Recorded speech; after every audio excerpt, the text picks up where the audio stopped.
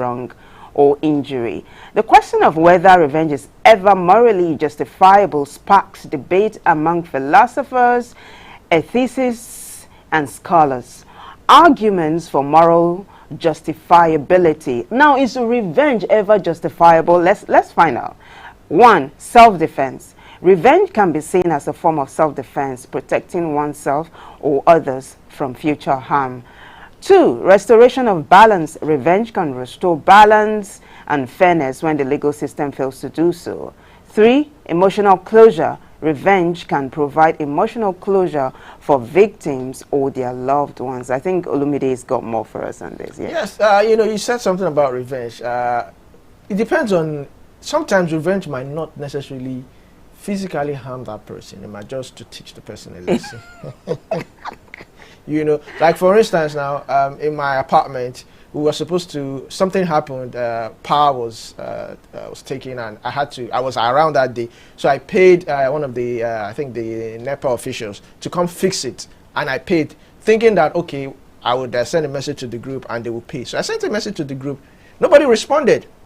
Wait, you sent a message to the group to say you had paid, yes, and power had been restored. Yes. Nobody responded to say thank you, well done. Oh gosh. And I sent a reminder. So now when we were supposed to pay the next light bill, what I did was I subtracted what I paid from that and paid the rest.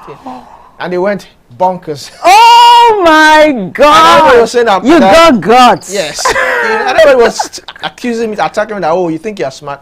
I said, but I wasn't smart. But I said this thing. But so it depends on the kind of revenge you want. It could be strategical. Olumide, you are an expert on this thing. All right. So you talked about ethics of revenge, which refers. Okay, so let's take. So you've taken. So we've done all of this. We've done all of this. You've done all of this. Emotional closure. Yeah, that's where we ended. Yeah, okay. Emotional closure. So let's talk about arguments against moral justifiability. What we did earlier on was 4. This is against now. Number 1, why you shouldn't revenge. Lack of proportionality. Revenge often involves a disproportionate harm exceeding the original wrong. This is very, very true. Number 2, innocent bystanders. Revenge can harm innocent people, including friends and family of the wrongdoer. You want to go next, Olumide? The next one is corruption of values, which it has to do with revenge can corrupt personal values, prioritizing hatred, anger over empathy and compassion. Of course, missed opportunities. Revenge can distract from addressing underlying issues and creating positive change. Also, personal cost. Pursuing revenge can come at a significant personal cost, including emotional toll and moral compromise. I remember my late dad used to say something in Yoruba, taba soko loja ara le lo ma ba, which means if you throw a stone in the market, there's the likelihood that it might hit someone close to you. So you have to be careful sometimes when you do things. It might bounce back on you, basically. So you have to be careful. Revenge sometimes, your emotions, it comes with emotions. You want this person to pay for the hurt that they've done for you. So sometimes you might be irrational in your thinking and not necessarily think that this thing might actually affect others. So you have to be really careful. Yeah. I also think there's a difference between revenge and avenging yourself. It's a thin line. It's food for thought, too. But let's move on. Yeah, we've got philosophical perspectives to revenge. This is serious education this morning. Well, number 1, utilitarianism. Oh my gosh, it is a mouthful. Revenge is justified if it leads to greater overall happiness or well-being. Do you agree? Yes. Really? Yes. Yes. So where's the place of forgiveness here? Maybe if, for instance, that person has been doing certain things over and over again, and you just have, sometimes experience is the best teacher, and sometimes life will teach you certain hard lessons that you might not want to learn. All right, let's see now. Remember, we are talking about the philosophical perspectives. That's why we have this big grammar here. Number 2 is Kantianism. It's the first time for me, but let's find out what it's about. Revenge is never justified as it involves using people as means to an end rather than respecting their inherent dignity. Do you understand what this is saying now? Yes. Now, I understand what this is now. This is the philosophical perspective of revenge, and it's saying, especially Kantianism, is saying revenge is never justified. Yeah, well, you know what? Now, this is an allegation. It's not it's not true. Okay. A lot of people have accused our president of that. What he's doing to Emefiele is sort of like a revenge. Oh yeah, I heard that too. Yeah. You know, so sometimes, when people talk about Emefiele, people are like, yes, what is happening to him? He deserves it, but truly he doesn't. I mean, except if he's guilty, fine, no problem. Yes, if he's guilty. You know, but remember what Emefiele did when there was a change of currency and there was a shortage of naira. Oh my gosh! You know, me and Sarah, we've had this argument.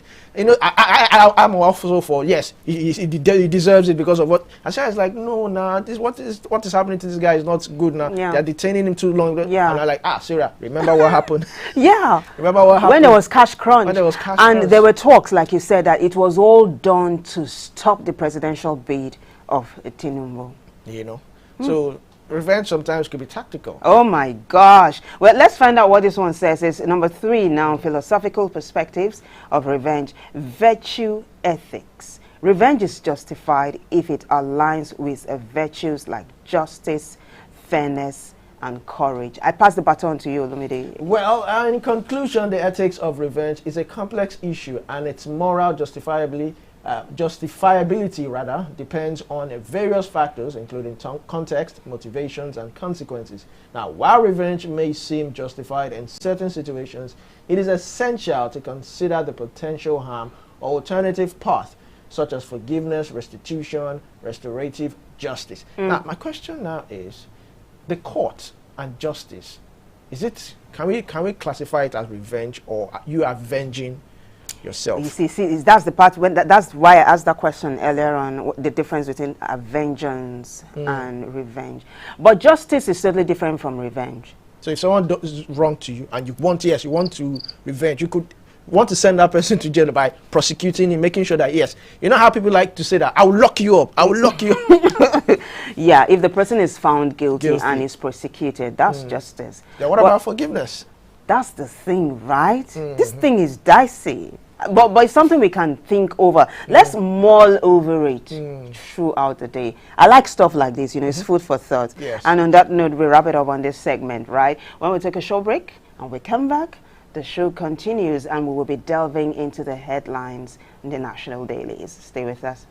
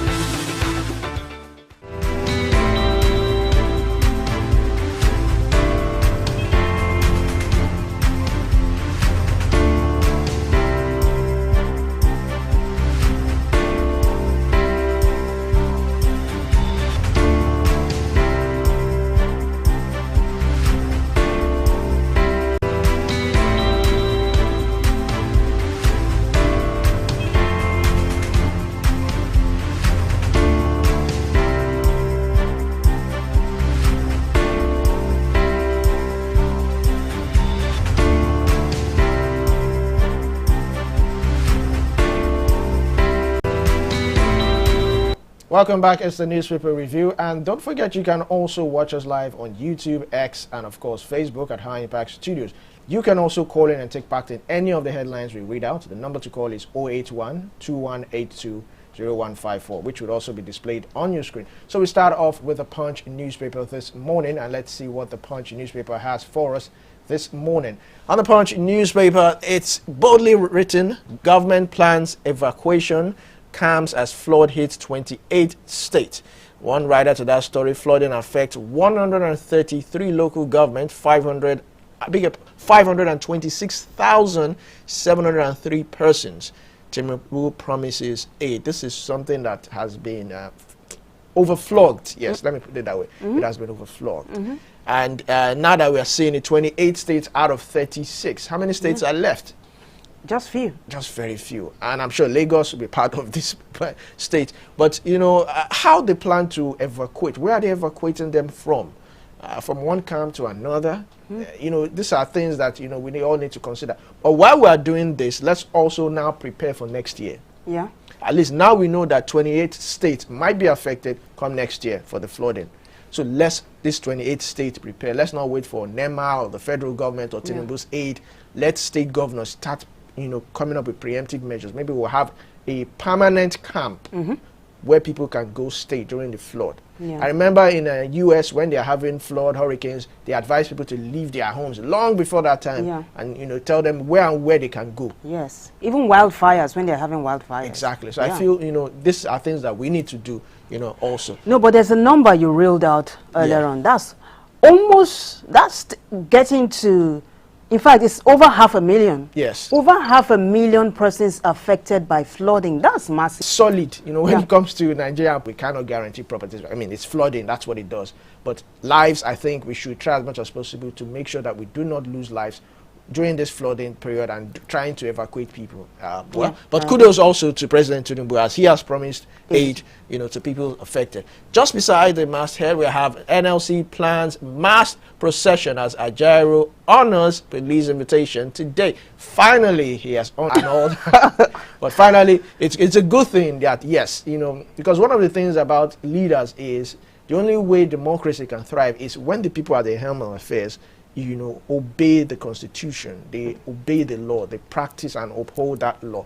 So it's a good thing that, yes, and where all eyes are now on the police, whatever they have to do. If they're going to prosecute him, let them prosecute him and not detain him unnecessarily, because, you know, police also have been fingered to, you know, always detain people like that. The police and the DSS. And the DSS, they are the number one. Now, below that, we have Atiku Bode George disagree over 2027 presidential ambition. Okay. Interesting. Yes, but George has also been a quite very vocal. I mean, during the pre-election, election, even after the election, has been quite vocal and tried again until it happened. Even Buhari, like you said, it was the first time for former President Muhammadu Buhari. So what are we talking about? You know. So I think that's all we have right now coming from the Punch newspaper this morning. Yeah, but I know you wouldn't want to take a look at this, but I'm thinking, you know, when we always talk about a partnership between the private sector and government, this is a classical example. Bankers Committee completes restoration of the National Theatre. Is the National Theatre, it was dilapidated before this happened. I remember when I was young, we went to watch a particular film. You know, going to the National Theatre is a very thrilling thing to do. It's very thrilling. Yeah. It is big, it is huge. The cinemas are very big, they are huge. But, you know, what has become of it? But I'm glad now it has been restored and it's so beautiful now. It's a national monument. And, I mean, looking at the pictures, this is beautiful. Kudos. And kudos to them. And I hope this is maintained. Right? Nigerian and maintenance. But I think that's all we have right now from the Punch newspaper. All right, now, so I've got the Daily Trust, and it's flooding. Major headline: flooding kills over 170 in 15 states. Got a couple of riders. In fact, more than a couple. Got 3 riders. I'm taking all of them. 107,652 hectares of farmlands. 80,049 houses destroyed. Gosh, that's unfortunate. Now, NEMA, that's the National Emergency Management Agency, warns of severe incidents in September and October. Gosh, that's a gloomy forecast. The last rider says Tinubu urges speedy action on environmental concerns. Page 4 has details of that. Let's see what this picture on the front page of the Daily Trust is all about. Members of the proscribed Islamic movement of Nigeria, known as the Shiites, I think that's what this picture is about. They are being paraded. Well, grab the front page of the Daily Trust to find what that is all about. Now, below the major headline, contract scams, it says, Kano Gov orders closure of MDA's accounts. Page 6 got details of that. Abuja is the next story. That's a subtitle. How 7 naval officer killed man and stole his jeep. What? Did he kill the man because of his jeep? And he's a naval officer. These are people who are well paid. So what I mean, this is more than meets the eye. One details, just go to page 21 of the Daily Trust. Below that, strike FG ASU to reconvene 6th of September. Way below the middle strip. That's even below the picture. NACA needs systemic reforms. That's coming from the presidency. And when the presidency says that, be ready, heads my rule. Let's see what this one here says. It's health matters now. Kidney harvest. Federal government suspends doctor accused. You find details of that. Daily Trust editorial. Beside that, you have NCC set September 14 as final deadline for seamless linkage. That's another battle again. I think I finally succeeded in that. They don't send me those crazy messages anymore. Hey, thank God. Last but not least, on the front page of the Daily Trust, fresh diphtheria outbreak claims 40 lives in Kano. That's very unfortunate. I do hope that they nip it in the bud. And that wraps it up for us on the front page of the Daily Trust. Over to you, Olumide. All right, before we move to the Vanguard newspaper, don't forget that you can also call us on 081 2182 0154. 081 2182 0154. So let's move to the Vanguard newspaper this morning and see what the Vanguard newspaper has for us. While we will move to, before it's being displayed on the screen, this particular story about diphtheria outbreaks claims lives in Kano. You know, it's something that, you know, we've had, it has come and gone, and I thought it had actually gone, but, you know, this is just a wake-up call that we need to really revamp our health sector. I know there's mass exodus of doctors, but let's quickly move on to the Vanguard newspaper. West Africa law stating that students who are not, or students below 18 cannot sit for the West African examination exam and all that. And a lot of people have come out to say, I remember a particular journalist, a well-known journalist, said that it is okay if a student cannot take WAEC before 18. And it's not okay if a student it's not okay for a student to take WAEC if he or she is not 18, but it is okay to marry someone below 18. That's food for thought. Whoa. That's food for thought. That's some serious food for thought. All right, so let's take some of the writers. It's a cake. This is coming from Atiku himself. It's a cake. Yes, I actually believe it's a cake, because if you look at some of the brightest minds abroad, you see people, even the popular Ruben Abati, I think he had his PhD, I think I stand to be corrected, maybe at 18 or something, I can't remember. But if you look at some of the brightest students, they achieved a milestone at a very early age. So, but if you are limiting them to say, oh, if for instance, I remember that I think I graduated from school around 16, 17. So you now imagine I have to wait 1 or 2 years to sit for WAEC. Are you saying that? Because children nowadays, they are graduating earlier than expected. Children are graduating 16, 15. Are you saying they now have to wait 3 years before they can now sit and further their education? Yeah. I mean, that would even encourage mass exodus of Nigerian students out of the country, because if I cannot study here, then why not just go to neighboring countries? If I cannot afford UK or US. Yeah, but I was even asking, what's the intention behind this? What's the motive? What made them come up with this particular law? And then again, are there provisions for these students who graduate from a particular level? Are there any provisions for them to go through a form of training while they await being 18, why they await adulthood before they take WASC? Those are questions Sarah and I asked a couple of days ago, and I'm glad that federal government, the National Assembly actually is wading into it. Just like Aktebu and Draconian is coming from CSOs, it will lead to a capital flight. This is coming from Don. We will subject it to public hearing. Very good. Coming from the Senate. Subject it to a public hearing. Let people debate. Let people state this is what we want. And let's have more of parents than individuals at that particular meeting. We haven't been briefed on the matter. This is coming from the House of Representatives. I like how they are wading into this matter. This is of great concern. Education in Nigeria is taking a nosedive, and we really need to sort this thing out. So if the reps have not been briefed, the representatives have not been briefed on this matter, how did it become a law? It has to do with now I know WAEC is a West African body. They have where there are stuff in Nigeria, and I know there are certain laws that's tied to it in Nigeria.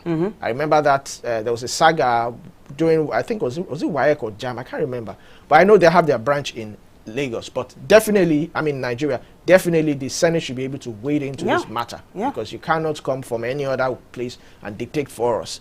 All right, let's move on. NCC gives September 14 final deadline for NIN SIM linkage.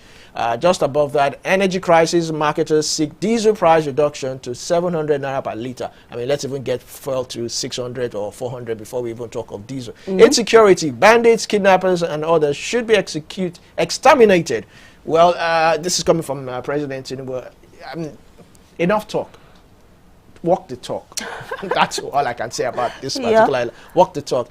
Alleged terrorism financing. NLC President honors police invitation today. That's on page 6 of the Vanguard newspaper. Now below that, Nigeria, Interpol arrest over 300 members of the Black Axe criminal group. That's a cult group. I think that was much of part of the things that got us in trouble in the Emirates, the Arab Emirates that time, and all that. Now, beside that, we have South African billionaire Jonathan Rupert overtakes Dangote as Africa's richest man. Well, we've been giving Dangote a tough time. I'm telling you, with this whole refinery wahala. This whole refinery wahala, and it's quite, well, but hey, he's still rich. That's... He's still the second richest man in Africa. Of course. So, I mean, who would want to be like Dangote at this point? But I think that's what we have right now coming from the Vanguard newspaper this morning. All right. I got The Guardian on the front page of The Guardian. Major headline, NIN SIM linkage and national security is the subtitle, middle strip. Fresh anxiety as federal government disconnects 50 million unlinked SIMs. September 14. Whoa. The picture is all about this. The picture there on the front page of The Guardian is telling you about all the people involved, the police, the presidency, the NSA, that's the National Security Advisor, and of course the NCC. It says below the picture, concerns as Abuja photographer spends 10 months in detention over intentional insult. Okay, this is another story. Concerns as Abuja photographer spends 10 months in detention over intentional insult. Well, Metro Page 8, yes, Metro Page 8's got details of that story. Let's find out what we have below the middle strip. Reps members won Lagos LP against illegal Congress and others.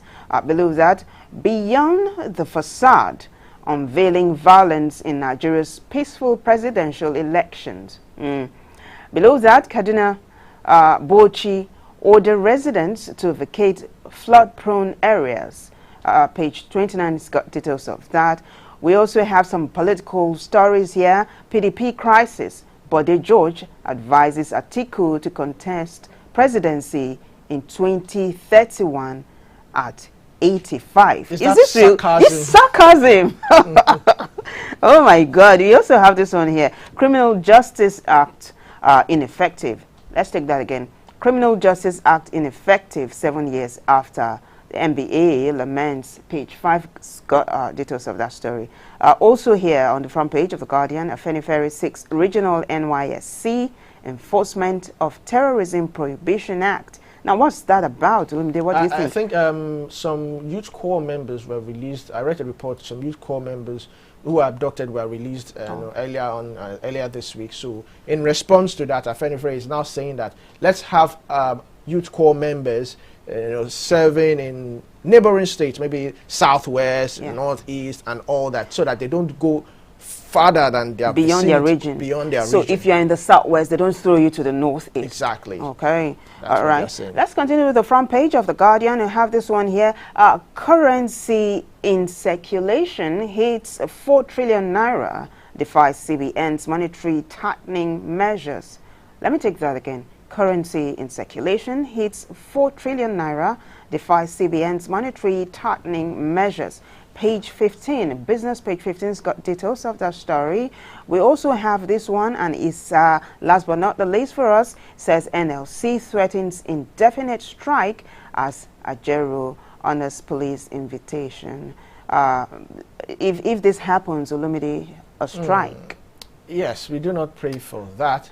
While this particular response from NLC to me should not have even made it to the front papers, Absolutely. because I mean you should believe in the court system. What you're basically saying, you do not believe in the authorities, you don't believe in the justice system. I mean, I'm sure Ajaero will be offered the best of the best son, a senior advocate, to defend him and all that. And let's look. I think this is a perfect time to look at our justice. Let's all eyes on the judiciary, like we always say. Yeah. Let's see what happens. All eyes on the police force. Let's see how they can professionally carry out this investigation. Fantastic, I agree. Nothing more to add to that. Well, that wraps it up for us on the front page of The Guardian. And this segment particularly, when we come back, we will delve deeper into these headlines. Stay with us.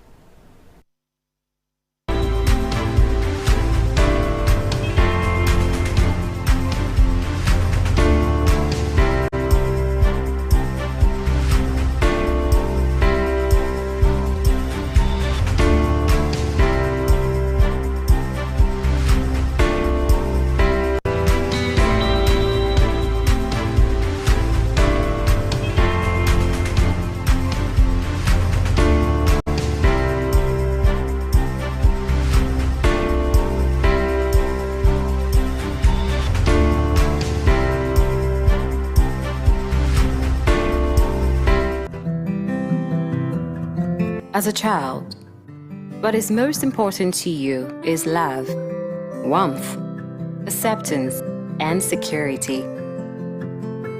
But as you grow, there is a paradigm shift in the way you approach life. The interest you lose in some things, you peak in other things. Sometimes, the road is smooth. Other times, it is rough. Every step of the way comes with a new hurdle to scale. You win some, you lose some. You laugh hard, you cry hard, but at the end, you look back with a fulfilling smile and say, "What a ride." High Impact Television equips you with what you need every step of the way. Do you know bad production can kill a great content idea? Do you want to have a photo shoot, audio production, or do you need a professional voiceover artist?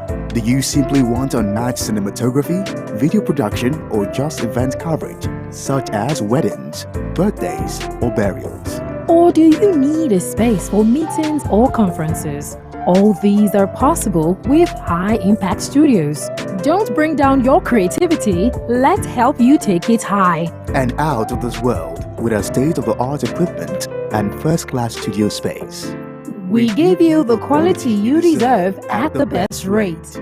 For more details, call 0706 393 5694 or 0915 958 1881.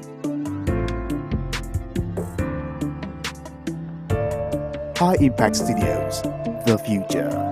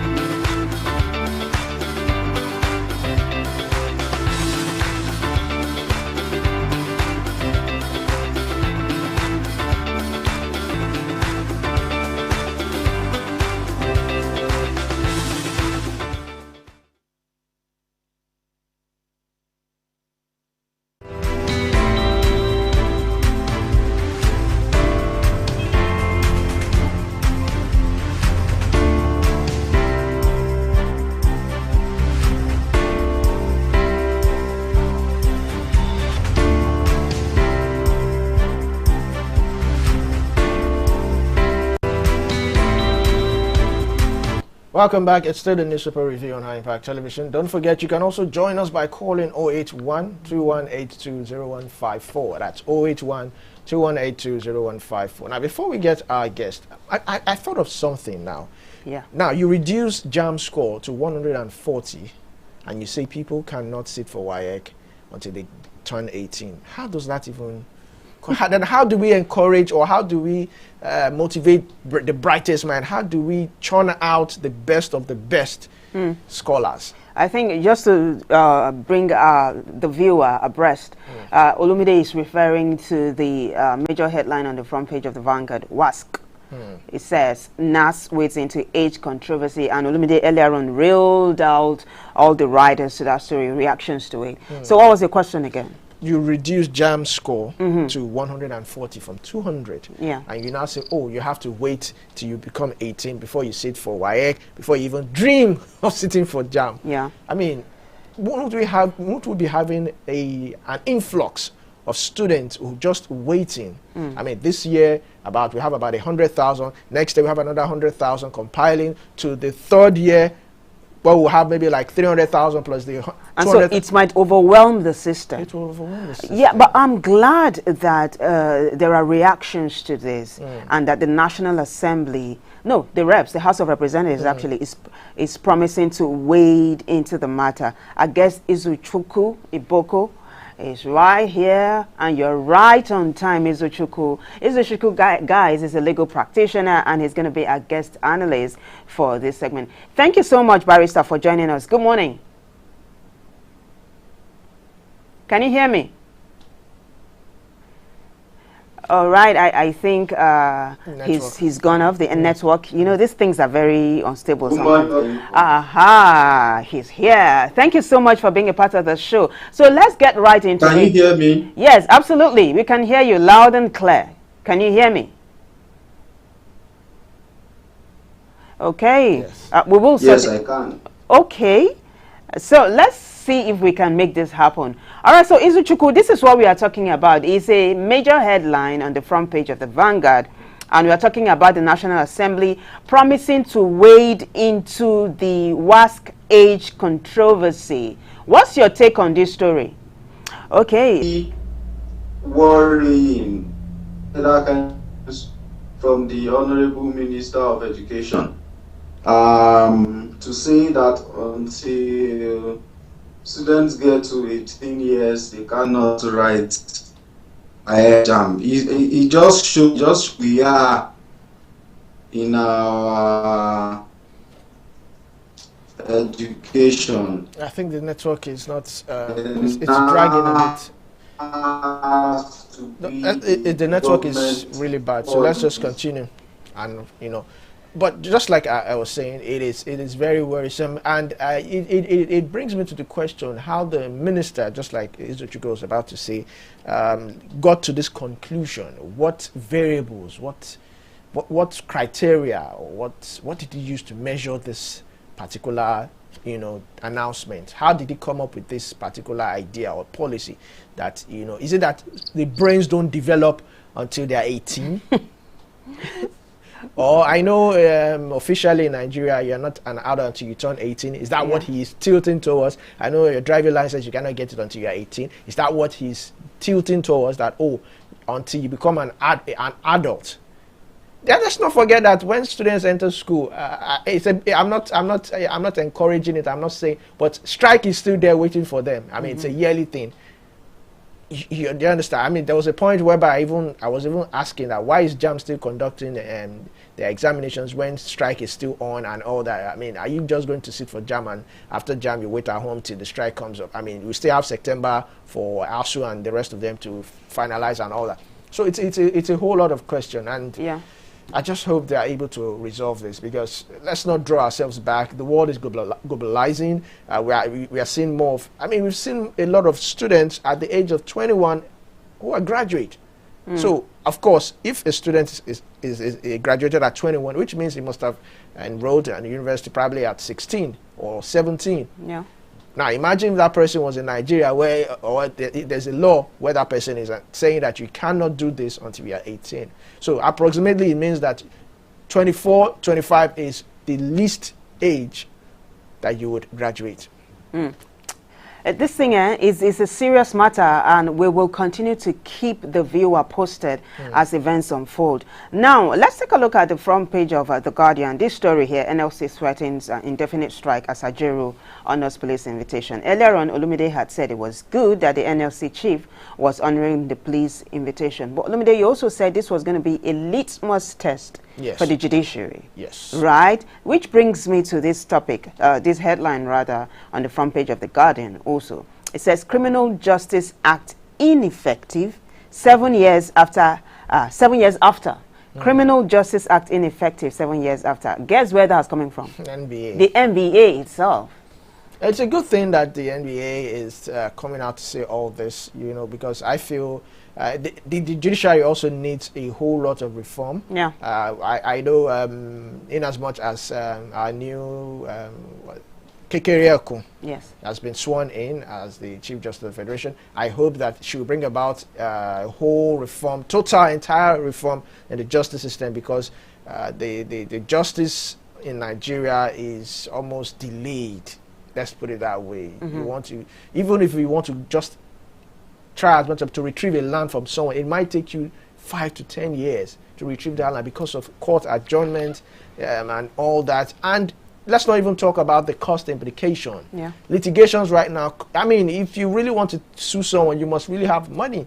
And Nigeria is a place whereby if you owe someone money, 500, maybe someone is owing you 500,000, that person can use 2 million to get you. So where's the hope for the common man? For the common man. But I'm glad that Ajaero has honored the police invitation. Let's all be civil. Let us give the police the benefit of doubt. Let them carry out their investigation. I'm sure they would not have come out to accuse him of terrorism financing if they don't have strong evidence. It is said no smoke without fire, yeah? So, all right. Let's see if we can get Izuchukwu Oboko back on. Are you there? Oh, yes, I'm here. I hope you can hear me now. Yes, we can hear you. All right, so you were about to land talking about the WASC controversy. WASC controversy and the House of Reps and Senate wading in. Yeah, so I was saying that it just goes to show how far in the lower rung we have gone on our educational, on the quality of our education, for there to be deliberate government policy barring eligible candidates. I'm not sure what the reason of the Honorable Minister is. Whatever that is can be fixed instead of playing with people's lives and destinies.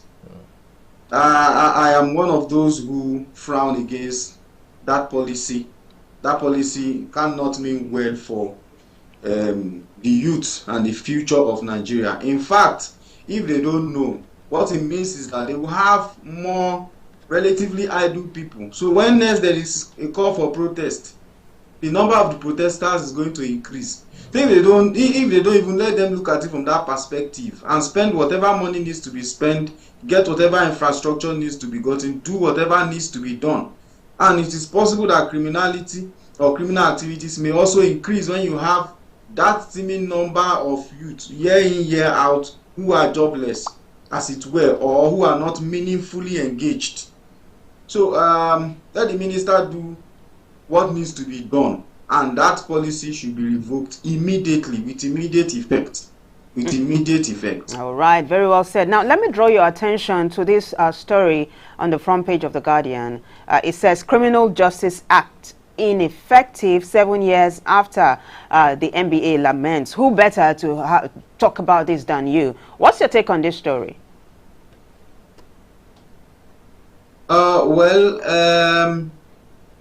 Laws are passed for specific purpose. If they have not, if the Criminal Justice Act having not been so effective over the years, stakeholders like the NBA has noted need to engage and find out why has this not been operational, why has this not been effective, or has not been as effective as it should be. Is it that the purpose for which it was made has been overtaken by the existence of another law, or that if, in the natural course of events, what it was meant to do has been cured, right? So it calls for stakeholder engagement to see that it works effectively or that the law is abolished altogether. Let me pick your brains a little bit. As a legal practitioner, bring us a little bit into it.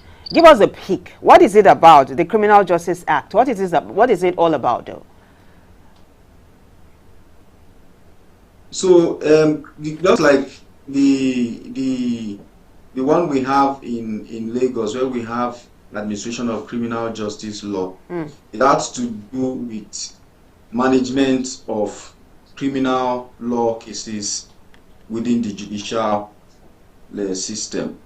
That's basically what it is. Okay. But in this instance, unlike the law of Lagos State, which deals specifically with Lagos, and other the Federation have their own versions of the administration of criminal justice law.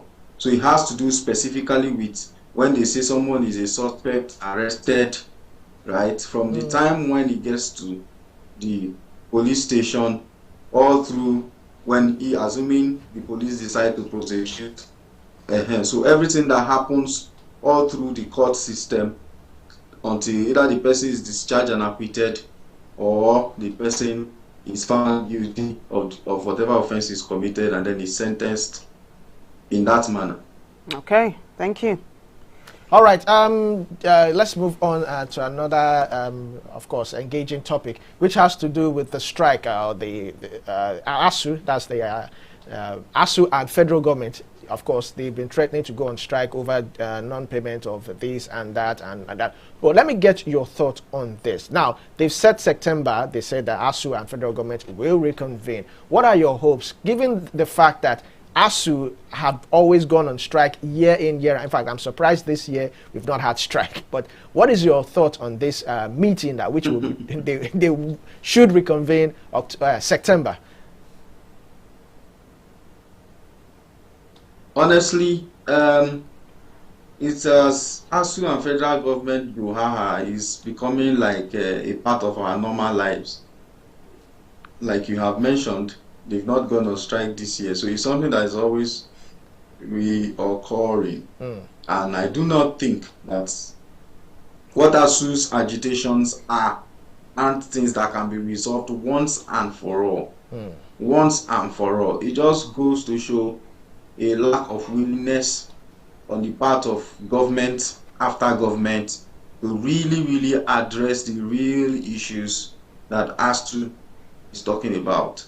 I don't think that it is out of place to demand for more remuneration and to demand for part of ASUU's demand, if I recall well now, is also university autonomies, right, and issues around money and the implement platform, right? Yes. So the extent that government will be involved on whether it is EPs or UTAS, important thing is that whatever platform of payment is adopted should be transparent by both parties. And I should think that the government should defer to ASUU's position, allow them to use whatever payment platform they want to use, provided that the entire thing is transparent. The government should take immediate efforts to resolve this ASUU issue.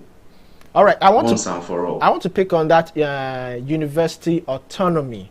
Now, of course, we've been seeing rising cases of tuition fees, even in the federal public institutions and all that. We've seen rising cost of tuition fees. Do you think that if they are being granted that autonomy, it won't just spiral out of control and we will have a total unreversible hike in tuition fees? I do not think that it will lead to total irreversible hike in tuition fees. And by the time some of us were, at the time when some of us were in the university, right, there was hardly any year that the school fees was not increased. So the amount I paid in my first year wasn't the amount I paid in my second year. It wasn't the same. But the increments were gradual. I recall that shortly before I resumed in my first year in the University of Ibadan, at the University of Ibadan, right, they had just increased accommodation fees from 10,000 naira to 15,000 naira. 15? And students went on protest just because of that. Yes, 5,000 naira difference. Yeah. The entire university was shut. I remember the first day I was walking into the university. The university gate was closed. Why? Protest. So you could say that the first thing I experienced upon resumption in university was, so students take to those things seriously. Again, because you could see you can find some parents who have like 3-4 children at the same time in the university. So it's not just that they are paying fees for one person. We also need to look at it from the administrator's perspective. How much does it cost to maintain to mow the lawn? The gardeners, how much are they going to earn? The maintenance guys, people who come to pick the waste, right? So as much as I'm in support that school fees should be increased, I do not support that it should be so high that people can't manage. I think it's in the news that part of the reason why school fees, even for federal university, that used to be the cheapest, its allocation to the universities. And so universities have to get that money one way or another. But what some of them have been clamoring for, which I know a few have started, is to allow the universities to be able to do some business. So I know that at the time I was at the University of Ibadan, there used to be this University of Ibadan bread and bakery. There was water. Yeah. And so they were able to engage in some other adventure. And of course, there was this, we had a zoo. I think we still do. There's still a zoo at the University of Ibadan where people pay to see. But of course, the amount paid, I'm not so sure, is going commercial rate if you were to visit other zoos. So these are the issues. I think that government needs to really sit down with ASU and, ensure that the strike is averted. Yes. Especially issues that have a wider ramification. I'm even more worried. It may not be so much in the front burner now, where I heard that some doctors are going on strike. You see, certain sectors that should never be seen to be going on strike. Talking about sectors, talking about strikes and certain sectors not having to go on strikes. Now, there is another body that is threatening an indefinite strike. It's the NLC. NLC is threatening indefinite strike as Ajero honors police invitation. When we talked about it earlier on, Olumide was saying that the justice must be allowed to run its full course. Please, 1 minute quickly. What's your reaction to this particular story as we wrap this segment up?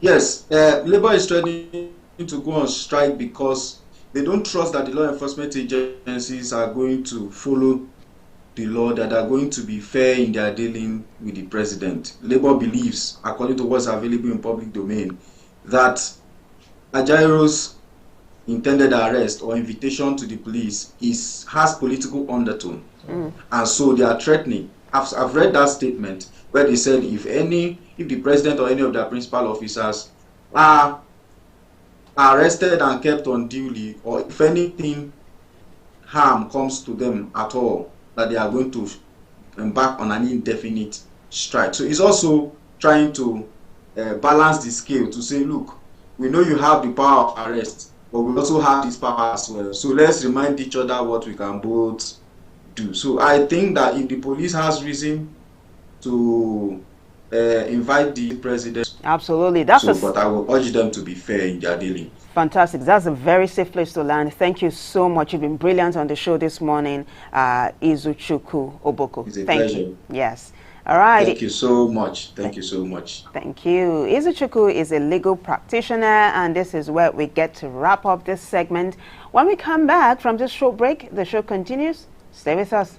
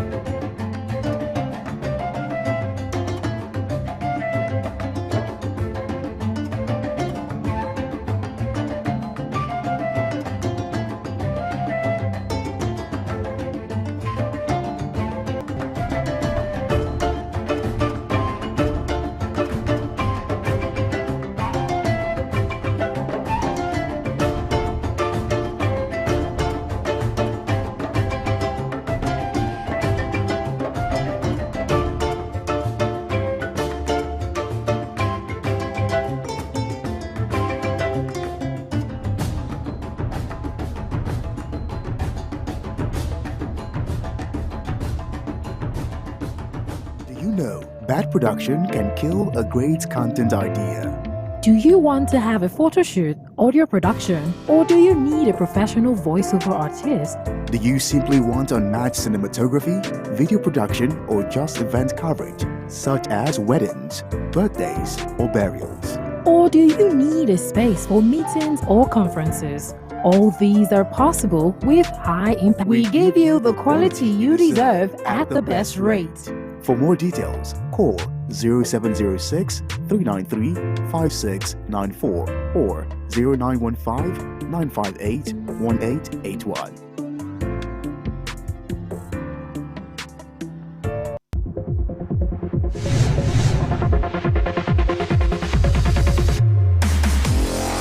High Impact Radio 102.1 FM. The future is now. Do you know bad production can kill a great content idea? Do you want to have a photo shoot, audio production, or do you need a professional voiceover artist? Do you simply want unmatched cinematography, video production, or just event coverage, such as weddings, birthdays, or burials? Or do you need a space for meetings or conferences? All these are possible with High Impact Studios. Don't bring down your creativity, let's help you take it high. And out of this world with our state-of-the-art equipment and first-class studio space. We give you the quality you deserve at the best rate. For more details, call 0706 393 5694 or 0915 958 1881. High Impact Studios, the future.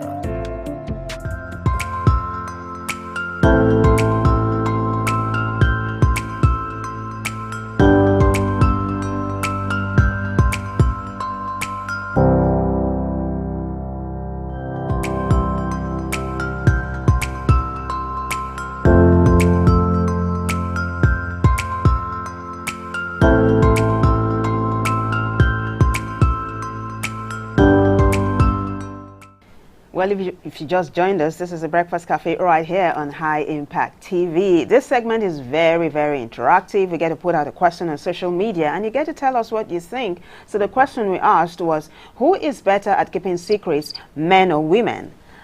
So here we go now. We have lots of contributions coming in, but first I think I should run this by Olumide. Who's better? Keeping secrets. Now, two things. Now, men are better at keeping secrets. Yeah. Women are better at keeping secrets from men. Yeah. That's it, man. Say it again. Say it again. Men are better at keeping secrets generally, but men are good at keeping secrets generally, but women are better keeping secrets from men. Wow. This is a brain teaser. I'm going to regurgitate later, but let's find out what this one is saying. These are current generation. I don't think any of them is better than the other. The only people I know for now in this generation that can keep secrets are puppies. Are you kidding me? Puppies? All right, tell them anything you want to tell them. In the next 20 years, you still won't hear it anywhere, and that's a fact. This is coming from Norris. Norris sent us this message from Delta. I think that's quite good. What it's basically saying is, if you talk to a puppy or a dog, it can't really hear you. It might hear you, but it can't respond. So I think that's one of the things that we need to understand, that puppies are But like I said earlier on, I feel men, because over time when I interacted with a lot of women, they feel much more comfortable sharing their secrets with men than their fellow women. Yeah. I mean, for some reason they believe women like to gossip, they like to backbite and all that. In that process they might share certain secrets out, and all that. So that's my own. That's from what I have experienced from other females. I think men are better at keeping secrets. Let's find out which one, the one we have next. Now this one is women. This is Damilola from Lagos. After angels? Yeah. All right. All right, let's move on. This one says, I think it depends on any gender personality. Or more, I think the women, because they don't disclose things even among their peer. Sorry to say, that is why they are good at witchcraft. Are you kidding me? And Witchcraft and secrets. how did they correlate? Gosh, and guess who that's coming from? Jay Daniels from Lagos. Jay Daniels always got these very weird contributions, but thank you for being consistent, Jay Daniels. All right, this one's this is okay. This is that one you read was from Jay Daniels. Let's see the next one we have here. Women are socialized to be more relational and empathetic, which makes them more likely to understand the importance of keeping secrets. They are also more likely to be confided in, and they take that trust seriously. This is Amara from Lagos. All right, Amara, thank you. This one here says, in my experience, women are better at reading social clues and understanding the nuances of relationships. This helps them navigate complex situations and keep secrets when necessary. This is Nyoma from Abuja. Nyoma just re-echoed what Amara said earlier on. It's a good thing. Well, thank to you. buttress also, to add to that also, one thing I know is for men or for both genders, a woman will only let you see what she wants you to see. Yeah. So that's how good they are at keeping secrets. They will only let you see. I mean, they are like magicians. You only see what they want you to see. You will not see. You only see beneath.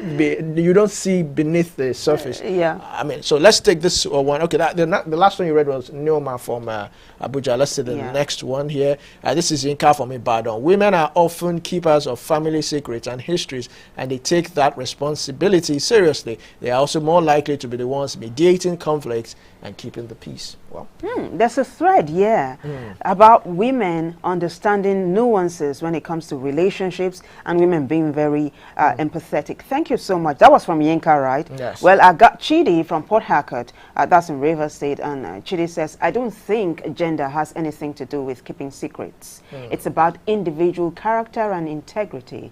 I've known men who are absolute vaults and women who can't keep a secret to save their lives. This is Chidi from Port Harcourt, and it's true. Yeah. Like I said, women are good in keeping secrets from men. From men, that's what that's a study, Olumide. You know, it's quite in both genders. Men gossip, women gossip. Yeah. So it's not like, oh, men don't gossip. Men also gossip when they are together with their friends. You know, they exchange, you know, their bedroom fantasies and all that. It is said that men are the ones who kiss and tell. Just saying. Just saying. All right, okay, that was Chidi from Port Harcourt. Let's see the next one we have here, which is... Men, all right. Nem, okay. Nem, Queen. Oh, yes, Queen from Great Yabatek. Now, Queen from Great Yabatek said, men are often socialized to be more stoic and less emotional, which can actually help them keep secrets. They are less likely to be swayed by emotions or gossip. But you see, my gender, females, or more, you tell them anything, they already have a best friend they want to discuss your issues with. We can't hide secret for a very long time. It will be like we are pregnant until we air the secret. That's Queen for you. Queen from Great Yabatek. Thank you so much. That's another consistent contributor. Thank you so much. So let's move on from Queen now to Tunde. Tunde says, in some cultures, men are actually the keepers of secrets and traditions. They are the ones who pass down stories and histories from generation to generation. So it's not necessarily a female trait. That's Tunde, also from Great Yabatek. Thank you so much. Let's take this one. I think it's fair to generalize that one gender is better at keeping secrets than the other. It's really about individual personalities and values. Some people are naturally more discreet regardless of gender. This is Zainab from Ogun. Yes, some people can. I've met some people, even females, who are naturally discreet. You will not hear anything about them. They don't really talk too much. And they have a vault of secrets, you know, that they are holding. Some might be family related, some might be, you know, friends and all that. So there's this air of mystery around them. It's good. I like it. Last but not least, now we've got Emeka from Anambra. And Emeka says secret keeping is a complex issue that depends on many factors, including context, relationships, and motivations. We can't reduce it to simple gender differences. That's coming from Emeka. I like that. Let's see. Do we have any other one? That's it. That's the last one. Oh, Okay, that's the last one. You know, one of the things I've discovered again is sometimes when women, when you have a female friend or a female gender from female gender, and they get closer to you, they begin to tell you certain things. So it doesn't mean that they can't keep a secret, but they tend to, you know, really. Yeah, but for me, I think, you know, we've been talking about nuances. Now, one of that is, what is a secret to you? What do you define as a secret? What is a secret for someone might not be a secret. Yeah. Sometimes I know, oftentimes, of course, what you don't want people to hear, what you don't want other people to say, you will tell that person, please do not tell anybody I said this. Please be very discreet about this. So that's, you're talking to a confidant. No. Yes. Yeah. Sometimes they don't need to tell you that this is a secret that you should not tell others. The person might not necessarily tell you that please don't tell anybody. The person will just be in an atmosphere, or the person has seen you to be emotionally matured enough to hold a secret without he or she telling you that, oh, this is a secret, do not tell others. So it depends on how emotionally mature you are to be able to know that, oh, what this person is telling me, or this person is, you know, there are two things. The person could confide in you, or the person could tell you a secret. You have to be able to tell the difference between the two. Yeah. She could ask you that, oh, I have certain issues that I'm dealing with, personal issues. What do you think? What do you think? She's confiding in you, and you give her solutions. That doesn't now necessarily mean you go tell someone else that, oh, this person asked me this, and this. You know, then she could also reveal certain things she has gone through in the past. That, this is what I've gone through in the past. Now she's telling you a secret. So you have to be able to differentiate between the two and be able to, you know, hold that trust, because I see trust as something borrowed. Yeah. One that wants to obey the law. Now you are put between a rock and a hard place. Yes. What do? Do you report your friend to the authorities because you are now privy to a crime your friend committed? Or do you keep the secret? I think the two people who I know are exempted from this is a reverend father or a lawyer. Yeah. Those are two people who are exempted from this. You know, and sometimes I imagine how they are, especially a reverend father, what the kind of secrets they hear every day. It must be quite, you know, nerve-wracking for them, nerve-wracking for them, and all that. But well, and also lawyers too. Of course, you confide in your lawyer. There's these clients and this thing. All right, we'll have Jumoke from Lagos. Good morning, Jumoke. It's glad to have you here. Jumoke, are you there? I can't hear you clearly. Can you hear us now? All right. Good morning. Good morning, Jumoke. Conversation. I think men are better at keeping secrets based on experience. I would rather tell a female thing. Nice. Jumoke brought this to my mind. She said a woman will not only tell your secret, she'll tell it to use it against you. Is it a female thing? Whoever always comes to you with a secret, revealing secrets to you, other people's secrets to you, will also reveal your secrets to other people. So I mean, you can't have it both ways. All right. So I think this is where we draw the curtains on Views from the Net. Stay tuned. We still have a whole lot more. We'll be right back shortly. Yeah.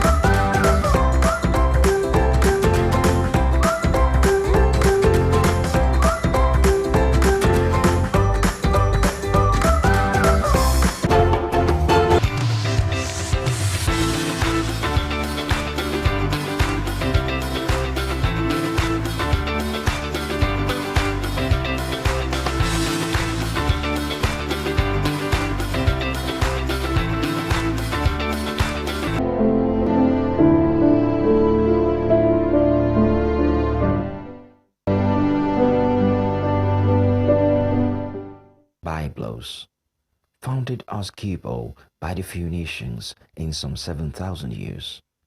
Byblos received its name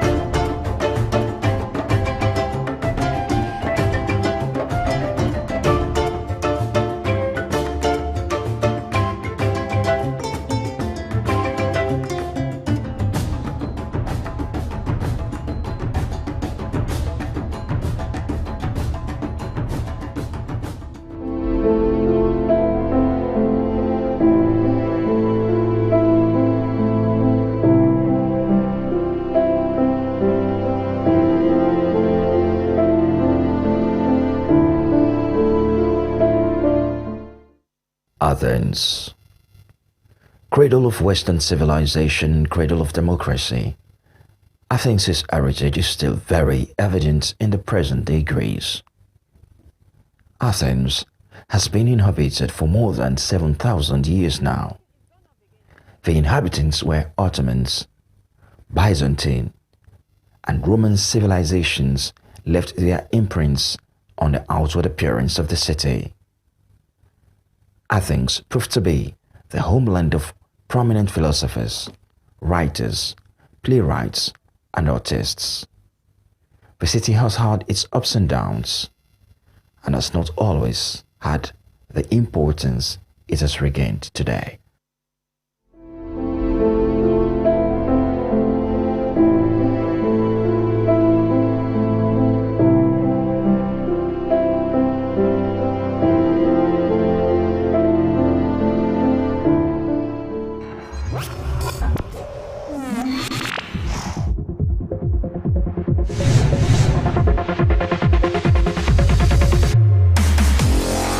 High Impact Radio 102.1 FM. The future is now.